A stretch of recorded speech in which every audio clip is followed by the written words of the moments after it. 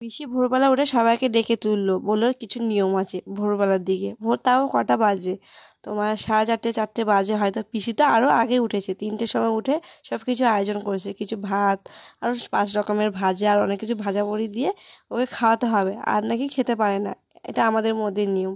ভোরবেলা যতটুকু খাবে ততটুকুই। ঠাকুমারা গান করছে আর একপাশে এই অনুষ্ঠানটা হয়, একপাশে গান হয় একপাশে এই অনুষ্ঠানটা হয়। এই দৃশ্যগুলো দেখলেন চোখের জল না আটকে রাখা যায় না, চোখের জল বের হবেই। তোমরাই বলো না, ওই সময় কি খাওয়া যায়?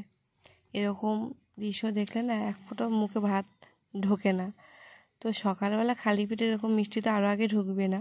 তো দেখো এরকম কান্নাকাটি করলে ওই সময় কেউ খেতে পারে না, কোনো মেয়েই না। এইগুলো কিন্তু বোনেরা দাদারা খেয়ে নেয়। তো দেখো ওরাই খেয়েছে, আমার বোন আর দিদি খেয়ে নিয়েছে, আমাকেও বলছিল খাবি, আমি একটু মুখে দিয়েছি, বললাম আর খাবো না। এই ভিডিওটা আমি এখানেই শেষ করলাম।